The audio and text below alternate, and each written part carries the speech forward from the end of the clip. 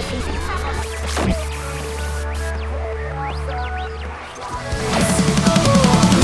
in the radio labyrinth. We're gonna rock it like we're still young kids. Laughing at the world, the jokes never fade away. And at the radio labyrinth will never be swayed. Hi, everyone. Welcome to Radio Labyrinth. This is season 9, episode 3. I already got 3 in the can. I can take is 6, but right off the top. Not what I heard. Well, we're not going to talk about that. It was a different time. I was experimental, and that's just the way things go. Hey, we want to say thank you to our Patreon members. So if you would like to be a Patreon member and find out what all the benefits are, go to patreon.com/Tim Andrews, where you can or you can rate, and review us on Spotify. Like I said in Trambles, which is my weekly audio-only Monday show that's, 15 to 30 minutes, liking and sharing and telling your friends about us, word of mouth is how shows like us succeed in a world where there's 8 million podcasts. And as always, remember to subscribe on YouTube and like those videos as well and comment on them. If you come in at the $25 level, you can be a Radio Labyrinth producer, right? That's $25 a month, and for that you get a credit on the show. That's when you're actually making this show happen. You also get a T-shirt from our T-shirt store and a doodle from Tim. That's me. You can have one that I've already done, or I'll do a custom one for you. Speaking of the Patreon show that we do every week, any level. So you can do $1 a month or as much as you want. You can leave comments underneath those shows. And I want to read one now from our friend Brian Jackson, who wrote, "Please don't let the Cowgirls or the Chiefs make it to the Super Bowl. Cowgirls are not going to be in the Super Bowl. The coverage of Jerry the Crypt Keeper, and this is why I want to bring it up. He has a nice little nickname for Taylor Swift, Taydolph Swiftler. That will be too much," he said. Taydolph Swiftler. That's pretty nice. So thank you to our executive producers, Tim Slayton, Brian and Chelsea Smith, Jeff Peterson, Jim Fortner, Perry Fuller, Chris Chandler, Roby Neely, Kevin Jackson, Mike D, and Matt Carter. No AI video with Wally Blanco this week. And I'll just be honest, the last one I made, I put on Reddit, and they've been really cool about it, with letting me post them on the Breaking Bad memes. But for some reason, the last one I did, they said, "No shit, post it." And they took it down, and I got pissed. And then I made a real angry one, and I thought, that there's no place for a real angry one right here in this segment. So then I just decided, I'm going to make the commercial for Atlanta Pizza in Euro and LDI repro printing using AI voices and images. So that'll be coming up later in the show, and it's a lot of fun and probably more entertaining than me going, "Ooh." But anyway, Dustin, tell us about the merch store real quick. Radio Labyrinth podcast merch store. Now you can wear your love for your favorite podcast with pride. Come, find comfy T-shirts that scream, "I'm a podcast fanatic," and listen to these crazy people. Use code RLP123 at checkout. That gets you 10% off your entire order, and I'm just going to keep that running for now. So get those orders in.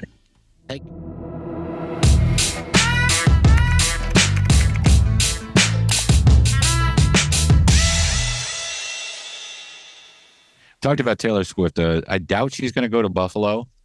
I wonder if she's going to go to Buffalo to root on her man. And if the Chiefs do not win against the Buffalo Bills this weekend, I wonder how long they'll stay together. Because the rumors are they're going to get engaged, but I don't know. I don't know that I buy it. We'll have. I said the same thing. If he wasn't winning right now, like if he was on, like the Arizona Cardinals. Oh, yeah. Would this still be going on? No. Did his brother retire, or he hasn't said yet? Yeah, he's retired. He said he was going to. Yeah. Yeah, he's the look on his face through that game. He's like, "What am I doing?" I saw him crying in the tunnel on the way game. out. No, my last like game. This. Yep, it looked like shit. And he's great. He was one of the best centers, at least of the modern era. A lot of teams don't have a good center, like the Steelers. So, yeah, that's the way it is. But the thing that's, it's rubbing me raw this week. You know what really pisses me off? Where you going? Where you going? Okay, come on back. Come on back. Right. So I didn't watch the Emmys. I don't think anybody did. Jeff, did you? Yeah, I flip back and forth between the game and the Emmys. Let me just tell you this. I have some statistics. Do you guys mind some statistics? Sure. All right. So the television show Barry has won 6 Emmys total out of 30 nominations. This season, they didn't win shit. And it was probably the best season. Better Call Saul was nominated 53 times. And guess how many Emmys Better Call Saul has won? 0. Now, Breaking Bad had 58 nominations. They won 16. 4 times for Best Drama, 4 times for Lead Actor, 3 times for Best Supporting Actor in a Drama, 2 times for Best Actress, and 3 times for Best Writing. And I argue that Better Call Saul is a better show and has better acting and better writing. It's a completely different show.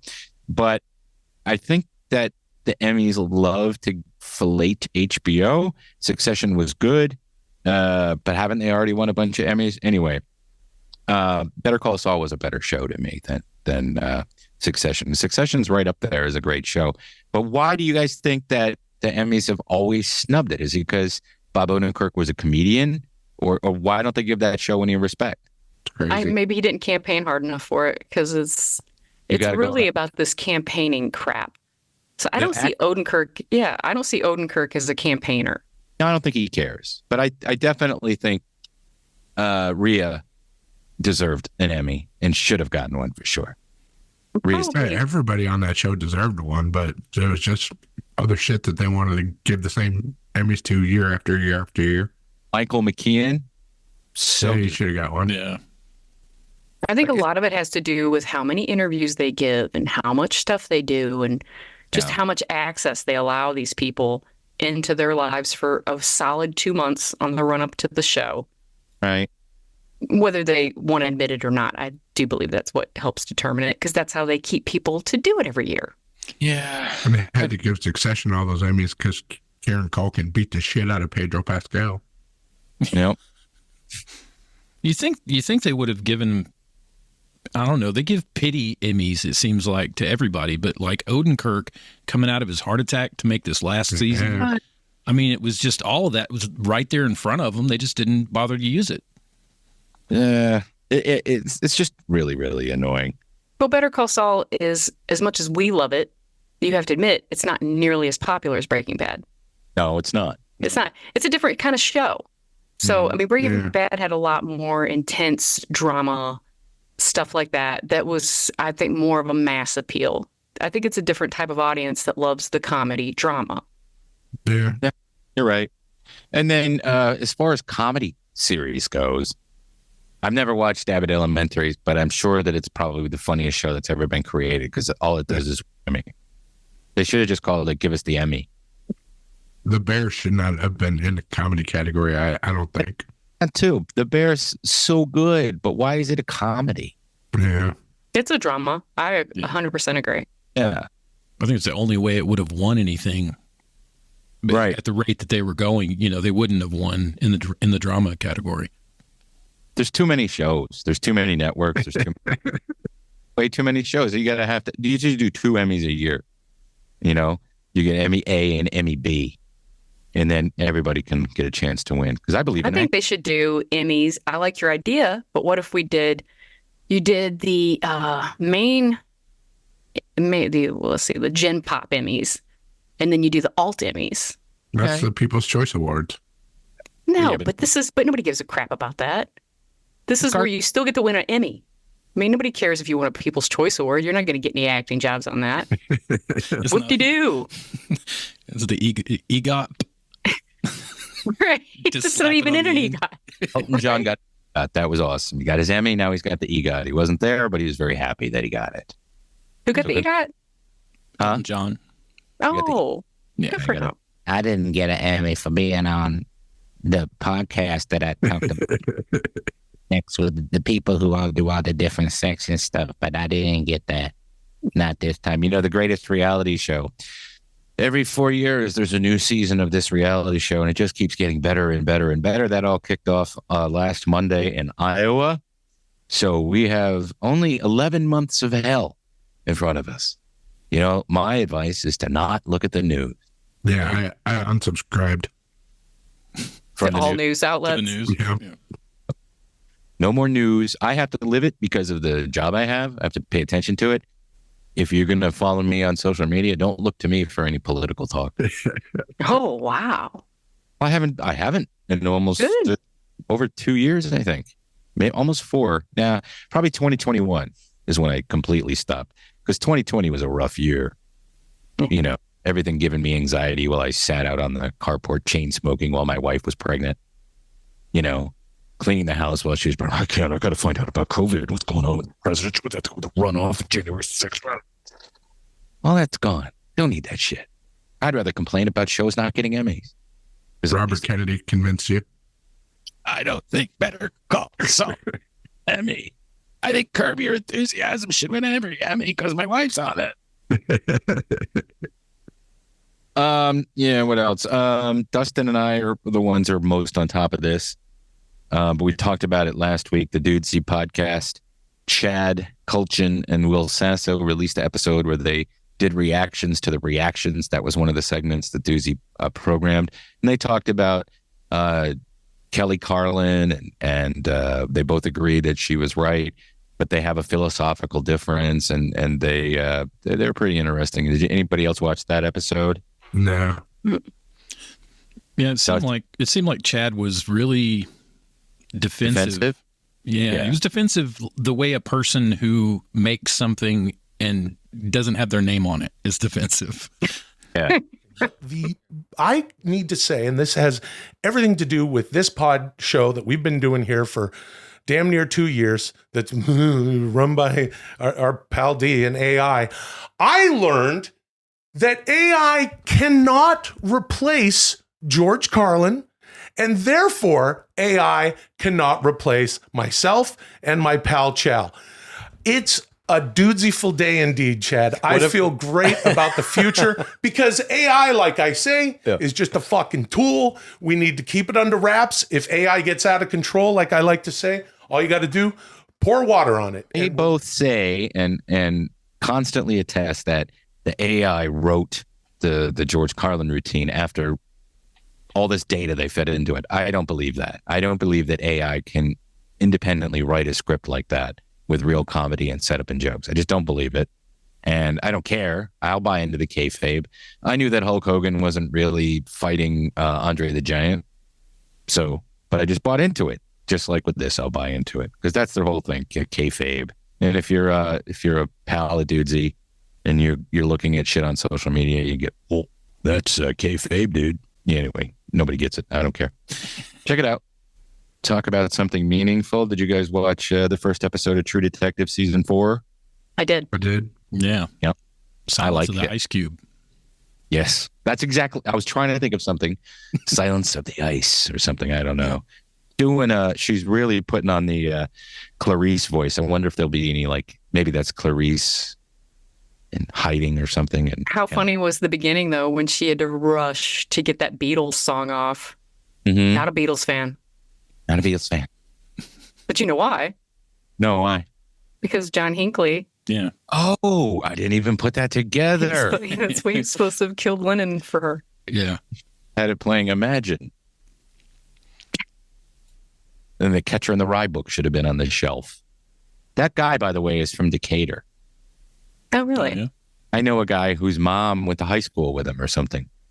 And they always said he was a weird loner. You're talking about John Hawkes? No, I'm talking about Mark David Chapman. Oh, duh. I said John Hinckley. He's the one who he's the one who shot Reagan. John Hinckley. Yeah, Reagan. But, it's the same era. It's an easy mistake to make. And he did it for somebody else famous, right? Well, John Hinckley shot Ronald Reagan to try to impress Jody Foster. That's what it is. Yeah. Mark David Chapman shot John Lennon because Mark David Chapman was nuts. Okay. It had nothing to do with Jody Foster. No. That's why I got him confused. Never mind. To do with he thought John Lennon was a phony because he was obsessed with Catcher in the Rye. I've read Catcher in the Rye, And I didn't want to kill John Lennon. Must kill John Lennon. He's already dead. What's that from? South Park. It was Butters. Must kill John Lennon. Butters already dead. Oh, hamburgers. There's a lot to unwrap on this show. It's one of those shows I think I'm going to have to watch recaps of because there's just so much. They fed you so much. You know, Harry Potter's aunt is in it. She's a weirdo whose son is dead. But did you guys see Harry Potter's aunt? I don't know her name. Mm-hmm. Yeah. Mm-hmm. You got Jody Foster. You got Saul Starr from Deadwood. And a whole great cast. You think they're trying to link it to the first season? How would that happen? No, I wouldn't say a cult, but something that's semi-paranormal. Are they going to make flowers with Jodie Foster? Flat circles with Jodie Foster? Mm-hmm. Was it make flowers or make butterflies? Boy, I would love to make flowers with her. Well, they just... Well, they kind of like did what? So they're kind of making it like this is the ghost of the chick that they found murdered, stabbed all the pieces, because that one of the guys that was one of the scientists there had on her jacket in one of the pictures. Yeah. Right. That's what they're setting it up to be like, I thought, but obviously it's not going to be that. It was kind of like The Thing / 30 Days of Night. Yeah. I got that a lot, the 30 Days of Night. Yeah. Mm-hmm. I think this is the first season since the original season where the first episode captured me right away, and I'm interested in continuing to watch it. I watched all the other seasons, but it kind of just like didn't really pay attention. I really enjoyed it. Yeah, I thought it was pretty good. It doesn't I deserve liked all the season. shit it's getting. Oh, who's giving it shit? It's getting that same, whatever they call it when they bomb, it got review bombed. Why? Because Jodie Foster said millennials are difficult to work. I mean, they got all the buttons pushed and all the boxes checked, right? Well, yeah. I didn't know that it was getting bombed. Let me look into that. I didn't care for the man rape. So what? Weren't they just making love? Basically raped that man. He was into it. He told her to stop, and she just put her hand over his mouth like, shut up. Well, she didn't really mean stop.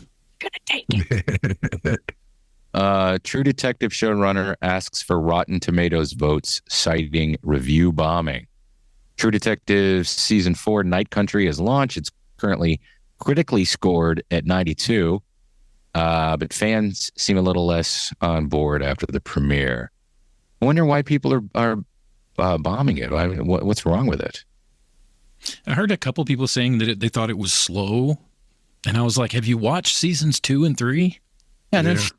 That was like the first 6 episodes of both those seasons were extremely slow. The CGI polar bear. If you're like me and you've listened to Bobcat Goldthwait's stand-up quite a bit, the first thing I see whenever I say out loud whenever there's a polar bear on anything, I go, "Hey, polar bear." I have to go listen. You know what I'm talking about, Jeff? Yeah. That old routine where it's, "Hey, polar bear." Anyway, all right. Fargo, season, 5? Yeah. Just wrapped up. Yeah. Thoughts? I loved it. That's my thought. I loved it. Yeah, if Jennifer Jason Leigh and Juno Temple don't get Emmys, I'm going to be pissed. They won't, but and they John should. Hamm. Yeah, John Hamm is fucking fantastic. He's got enough shit that awards though. I felt bad for Gator, but at least he lived. He won't see anything. That's too bad. I have a question. Did Dot, now the name of this episode was Bisquick, did Dot poison Oli?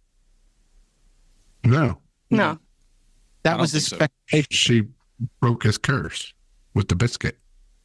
Okay, good. That's fine. Because not everybody, but people are saying that she poisoned him. But the big smile on his face at the end of the show made me think, oh, that's a stupid theory because he's happy. His curse is gone. Now he can age and die. Yeah. Yeah, I think she was primed and ready that if he did not take that biscuit, that he was going to catch a fork to the side of his head. Yeah. She was primed and ready. Either way, it was eat the biscuit or die. It was one of those moments. I did not expect Wit to die. And that was hated that. Rest in peace, Wit. Wit was maybe you should flash a spoiler alert up here. I will. Wit was one of my favorite side characters on the because he always had this vulnerability about him, but he was a good guy. There was nothing bad about him. And you thought, okay, he's not going to find Roy. Roy's going to be out on the other side of the tunnel like Gator was. But nope, snuck up behind him and then fucked him up. And that kind of bummed me out. So I hated that, but it wouldn't be Fargo if somebody who you didn't want to die didn't die. Right. Oh, yeah. Right. That's what makes it realistic. But I love that actor, too. He was one of my favorite characters on New Girl. Morton Morris, yeah. Really fantastic season. And it'll be hard to top if they do come. That scene in the prison with John Hamm at the end. Beautiful. Awesome. People have dad. And she handed him that pack of cigarettes. That was great. yeah, you're going to need this. That whole monologue she did about you want freedom and no responsibility.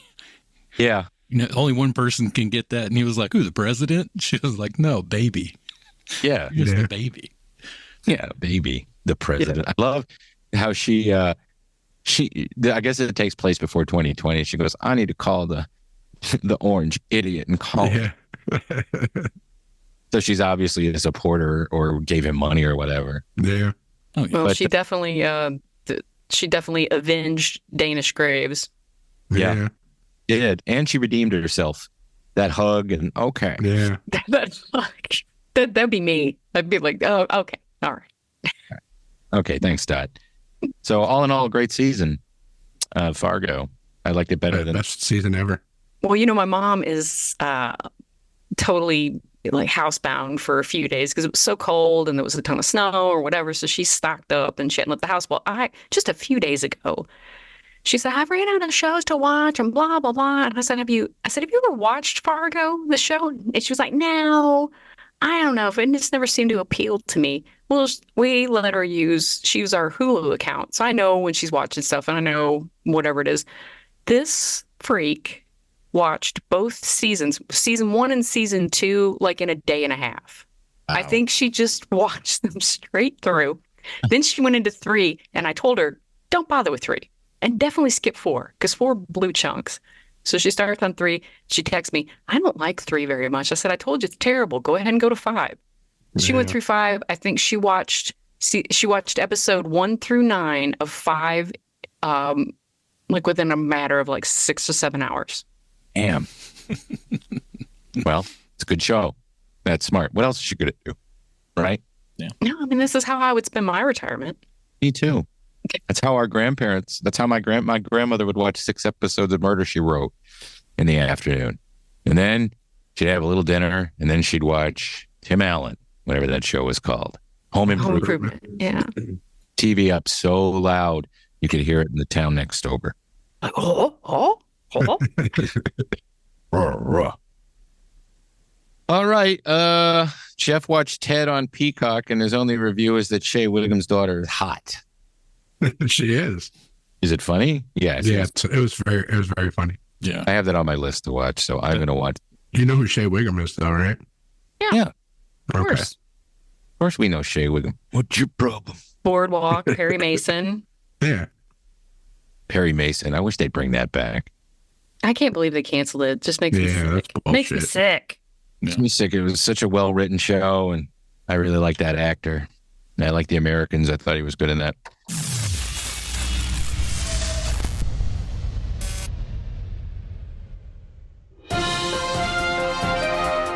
News, trailers, and trends with Steph. So I guess they've thought about possibly doing a spinoff of Succession, and Kieran Culkin is not for it, except unless if they made it about Cousin Greg.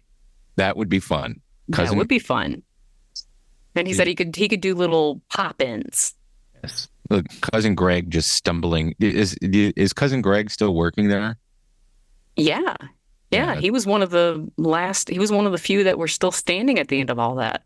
Right, because Ted kept him. Greg, I lost my Ted. I was able to do Ted for a while. Hey, what's going on? He won an Emmy, Ted. So yeah, he's in a new show now where he's using his actual real British accent. Oh, good.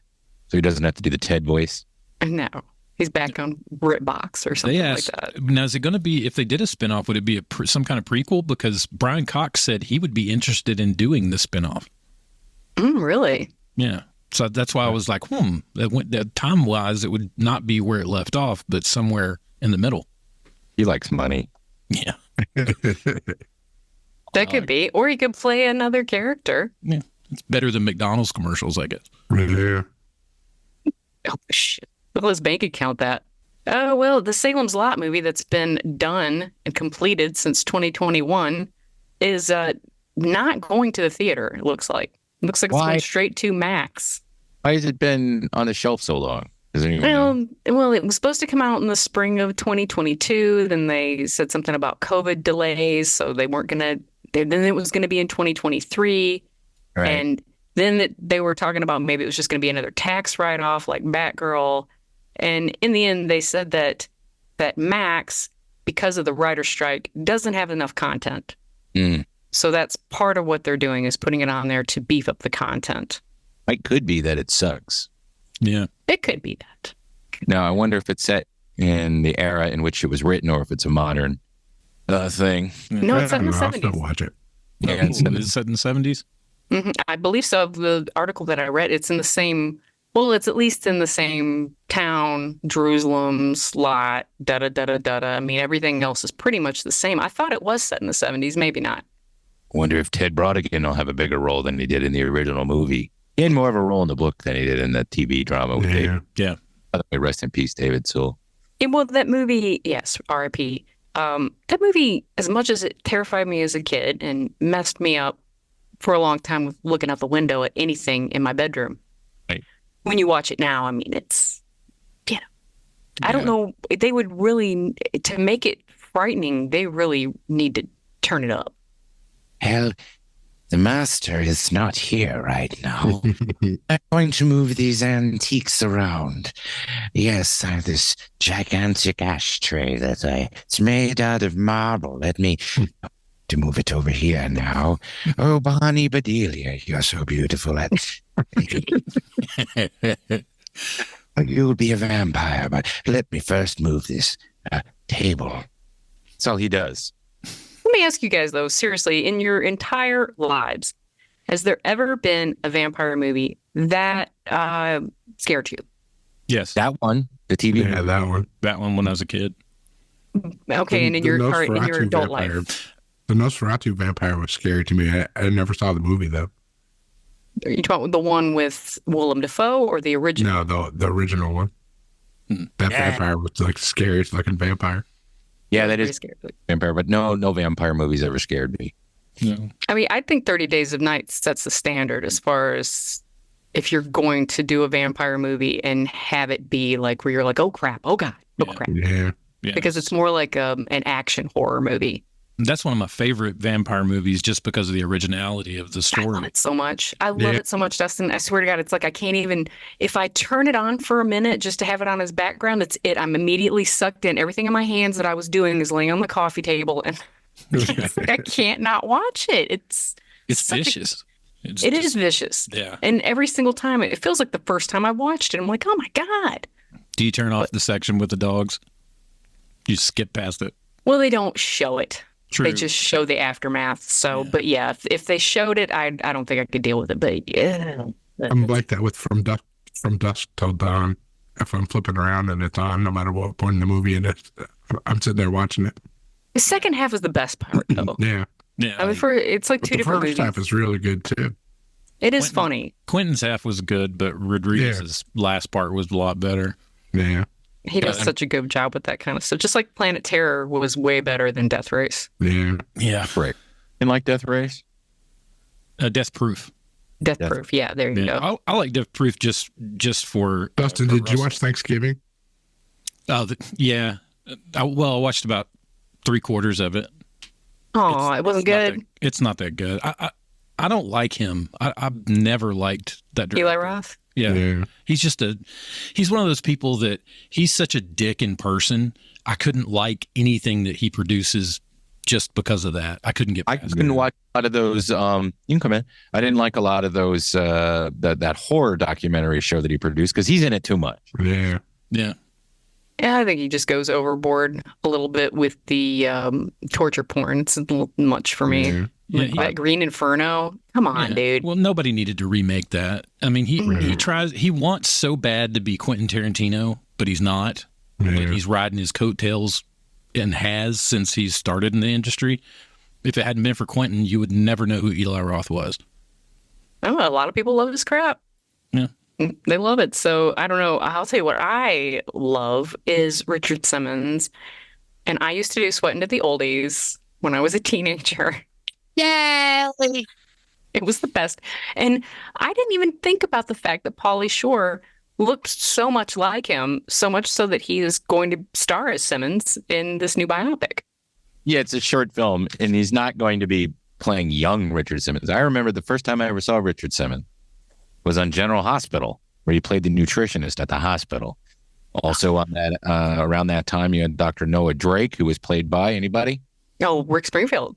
You go, you knew that.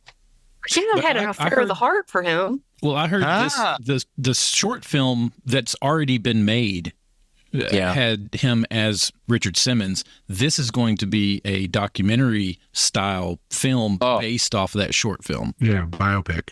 All right. Thank you for clarifying that. Richard Simmons doesn't want this. He goes, no, don't do it. It's not nice. Well, see, he claims that he's no longer, I guess, being manipulated by a manager or a publicist. Right. That he himself just does not want this. Right. Hey, buddy. Time to sweat. Buddy. Sweating to the weasel. Sweating to the wheezing to the oldies. That's what people there, that's what Richard Simmons is. He's wheezing to the oldies.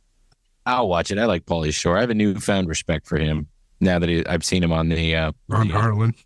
Well, on other podcasts too. I didn't realize that he was capable of riffing like that. I've seen him do stand-up before. It wasn't too bad.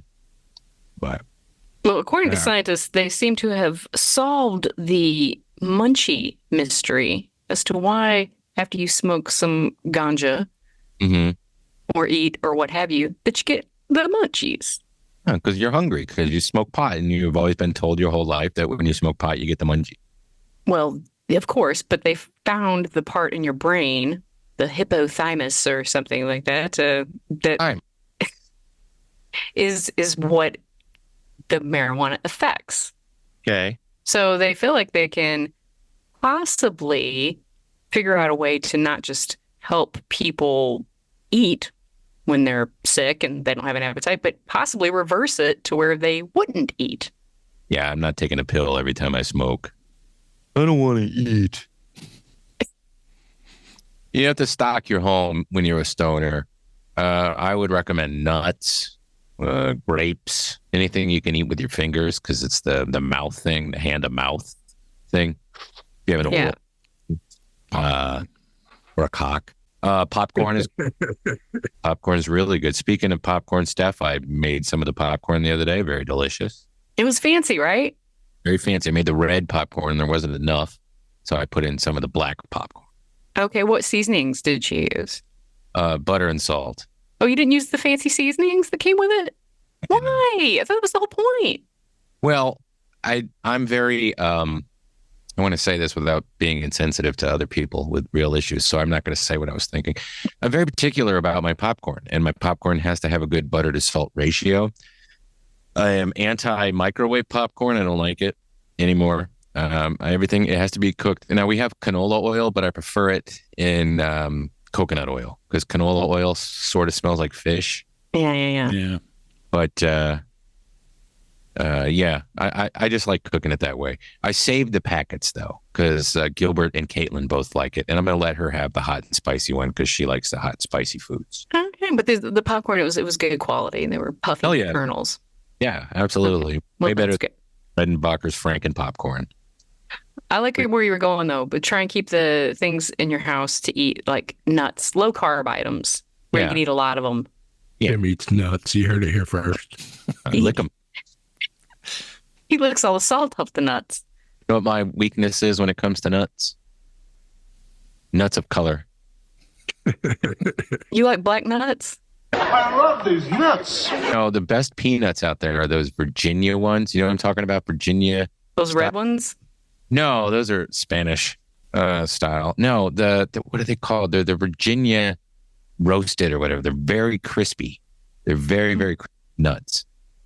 And they have the cotyledon on them still. And that's Spanish peanut.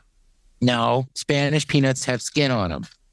I like mine without the skin. You big fat peanut. You're a great big fat person. Virginia peanuts. I have a brain like a dummy today. It just sounded like you said Virginia penis. Well, I like that too. Get in there nice and deep. Yeah, here they are. They're salted Virginia peanuts. Yeah, there's a weird thing they do to them. They don't roast them, so I don't know what it is. Do they flash fry them or something? I don't know what they do to them. You know, they that's drop them down a coal mine and go down and dig them up. Virginia peanuts are different from other types of peanuts when it comes to size and taste. They are the largest of all peanuts, and they have a distinctive crunch. They're also very flavorful. Virginia peanuts are often called the ballpark peanut because they're sold hot at baseball games. So anyway, that's it. Well, my last story here, 25% of CEOs are planning to replace their human workers with AI this year. That's correct. This is Klaus Schwab from the World Economic Forum. We are meeting in Davos. We found a way to make it so the AI could do everything. You could stay home and eat ants, roaches, and spiders, grind them up, make cricket flour so your family has bread. We will still be eating the cows that you're not allowed to eat. Make sure that you have solar heating on your roof, and or we will tax you for it. But in the meantime, AI will do everything for you. Everything. It's coming. AI is coming, and there's no stopping it. Unless you make a law. They could, disappear all the disappear all the CEOs. Yeah. They could. Disappear them. They're all in Davos. Go ahead. I was going to say, what's funny is if it says 5%, now the things they can't get rid of are labor jobs. So this is going to be jobs in accounting or some type of, management of facility. You can't fuck those numbers. So that's what I think is hilarious. They're going to have, an AI won't cook a number if you tell it to. Right. It's going to tell you what's there. So I think it's going to be funny. I would like to see how many of these people get caught in their own AI. Mm-hmm. But, I do believe that there was an example of that in this article, Dustin, because they said after Sports Illustrated got caught using AI to publish their articles, the CEO got canned. So there is a double-edged sword. We have to make sure that AI is equitable. When I created AI... So, I tried to remind them that when I invented Stummies... Oh, Stummies, yes. Thank God that you did. When are we going to get the big AI robot in here? The following advertisement contains celebrity impersonations and is not an endorsement. Radio Labyrinth is brought to you by Atlanta Pizza and Gyro. I think it's pronounced Gyro, Michael. Gyro.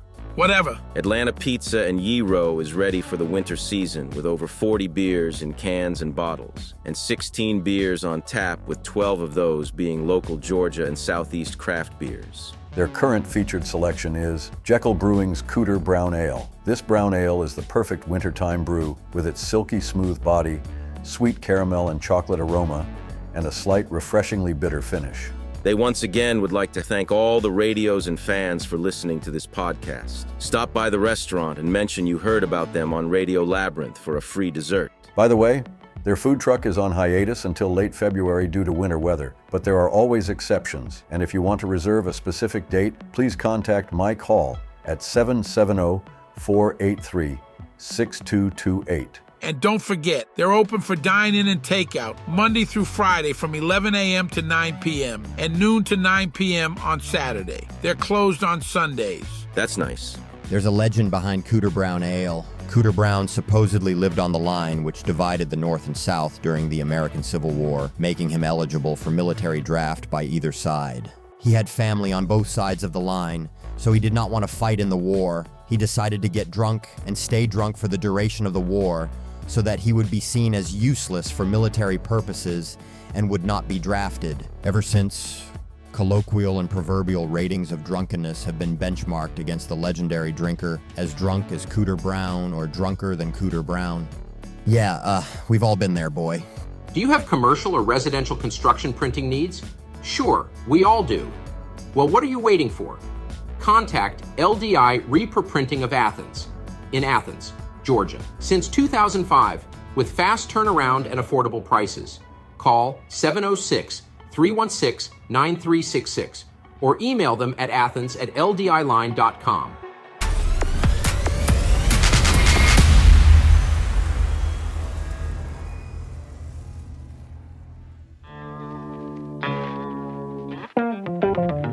Views. Or. Snooze. News.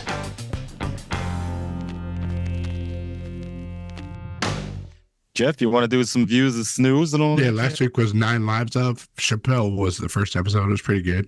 Was it good? I wish I had Vice. I don't have Vice. Yeah, it's just one of those Vice shows. Very similar to their other shows, like the Dark Side of Comedy and stuff. They eventually make it to a streaming service. I just don't know which one. I don't know who streams Vice. Hulu. I thought it was Hulu. Is it Hulu? Yeah. Don't do them the next day, right? And sometimes it depends on the show. They're not like FX, where FX has it on the next day. So it depends on the show. Okay. And Self-Reliance, which I haven't watched yet, but I plan to. And After Midnight, which first aired last night. I haven't watched it yet. That was last week. This week, The Kitchen. This is actor Daniel Kaluuya directorial debut on Netflix, and a dystopian future where the gap between the haves and the have-nots has never been wider. This must be because of AI. The AI. Yeah. This is why. What is this on, Jeff? What network? This is on Netflix. I like this guy. Okay, I might watch that because I love him. He's a very good actor. Yeah, I think so too. Two views for me. Yep. The Woman in the Wall. This is that new Ruth Wilson show on Showtime. The trailers look pretty good. Yeah, it does. It's a maybe for me. Oh, this show's coming back? Yeah, Chad's coming back on Roku channel, the Weird Al movie channel. Yeah. It's getting a season 2 on Roku. That's cool. I like Pedrad. Pedrad. Yeah. Chad was funny. Season 1. Yeah, I watched a couple episodes of it. I don't know why I didn't keep on with it, but I did think it was funny. It's very dark. Very dark. You guys to keep on keeping on. Shit. All right. Thank you, Jeff. It was on TBS originally. Oh. Our staff picks this week, or staff picks. I'll start with mine. My staff pick is Dusty Slay Working Man on Netflix. That is already out. If you like stand-up comedy, it's not bad. And it's funny. Not bad is not a good way to describe a comedy. Dusty Slay, the Night Shift Tour, is coming to Atlanta on March 30th at Atlanta Symphony Hall. I'll be speaking with him about that on my show, The Popcast, on WSB Radio soon. And I'll be taking our buddy Jamie Self to the show. Aw, love Jamie. Yeah, Jamie's always dropping off sausage at the house when no one's home out back. And he is a big fan of this guy. And it was just weird. I was interviewing him one time and I got a text from him, hey, do you like Dusty Slay? I said, I just interviewed him. He's like, no way. Yeah, okay, back and forth. And, I'm going to go to the show and take him. And I thought it would be cool to take him. And I saw him back in the Punchline days. You saw him when he wasn't doing, like, he was touring comic. Yeah. Now he's married and has 2 kids. He does a podcast that's really cool because there's no politics and it's just him talking about life with his family and his friends and stuff. And Jamie sent him that Grateful Dead lyric book, the Annotated Dead book, because I guess he had heard Jamie say, or he had heard Dusty say he never really listened to the Dead, so it's got all the lyrics in it, and he posted it on Instagram. So that's my staff pick. Mine's the Wellington Paranormal podcast. There's maybe 5 or 6 episodes out already. Oh, is it but episodic? They're not doing like a rewatch podcast. It's just them talking to each other, which is fun. And it's O'Leary and Minogue. Bet it's fun. That's cool. Yeah, it's a fun show. Mine is the Two Johns Don't Make a Right podcast. You guys ever listen to this? No. It's a comedian, John Daly and John Schroeder. So the premise of the podcast is whatever guests they have, they get in the van, they drive around to LA, and they never make a right. They only make lefts. That's a cool concept.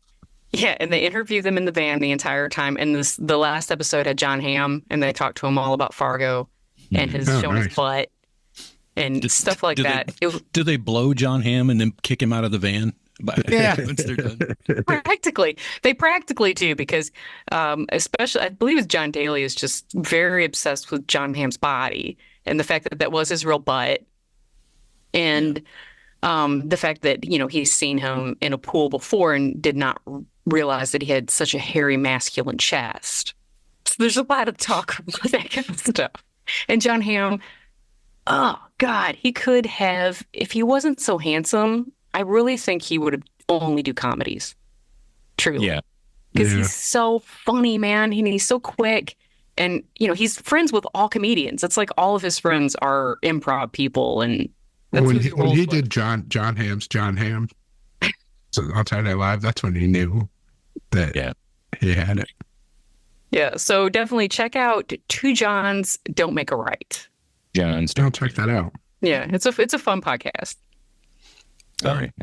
Mine is, you guys may have seen it. It's a movie called Lucy with Scarlett Johansson. It's by Luc Besson. It came out in 2018. I saw that. Oh, okay. Yeah, it's I love Luc Besson movies. All of his movies I really like, and I like his style. And I just completely had missed this one. I didn't realize I'd seen the on Netflix. I'd seen Lucy, but I never wanted to watch it until I saw he directed it. But yeah, it's about a girl who gets caught up with the whole. It's probably like 8 minutes, but man, it's impressive the way it worked out. But yeah, it's on Netflix, called Lucy. I should watch that. I liked it. I thought it was pretty good. It was like Limitless, like a female Limitless. Yeah.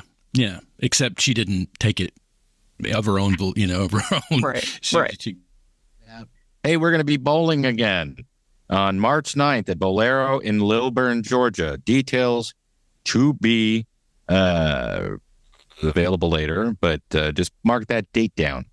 And we want to thank our good friend Brett Perkins from LDI Repro Printing for that. Check out Trambles every Monday, give or take, here on the audio feed for Radio Labyrinth if you like audio-only podcasts. You can also catch me doing the Popcast on WSB Radio every Saturday night at 7 p.m., followed by a podcast the following day. Check out our buddy Mark Schrenkel's cameo, Mark001. We need to get an update from him because he had some news. I don't know what happened with that. Guys, are you reading the online comments? Gotta read some of these comments. I'm loving your guys' comments. You're reading your own comments? Yeah, they're really good. I worked hard on them. The secret is, don't read the comment cards. I came here to talk to someone about this, get some perspective. Turns out I can just read the fucking YouTube comments. Talk about, oh, hey, listen, we got your comments on YouTube, so thank you for leaving those. From last week's show, Brian Jackson said, the new intro has a great beat, but I still can't dance to it because I'm old. Saving up about battle because I'm old.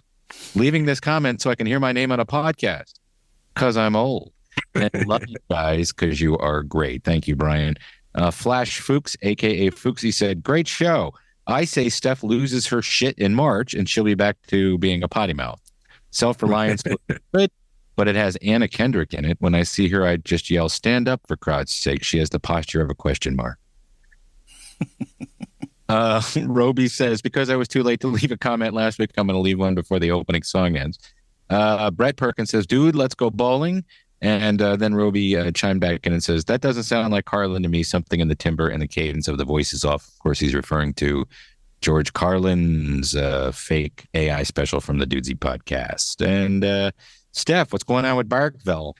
We don't have anything going on right now, not till February when we do the next Caffeine and Octane. But check out our new website, barkvilledogrescue.org. We had one of our volunteers who is also an extremely talented web designer. She made us an entirely new website, and it's super cool looking. So please check out our new website. And while you're there, hit that donate button. Hit that donate button. It feels so good. Just give us your money. Good. throw it at us and the feeling that you'll get, or volunteer for us, or save a dog. You know how many dogs are outside freezing to death right now because people are garbage? You're not. You would help them. So help us. Go to barkvilledogrescue.org. Thank you. Keep it canine. Woof. All right, everybody. Oh, by the way, Gilbert has 2 stuffed dogs that he has in his bedroom at night when he goes to sleep. One of them's name is Ruff Ruff, and the other one's name is, I believe, Arfie. Arf, Arf. And I only call him Woof Woof because what would you call your dog if you had a dog? Woof Woof. Okay. That's cool. All right, guys. Thank you very much for listening. We'll talk to you next week. Have a great week and go whatever football team you like. Keep it canning. Go Lions.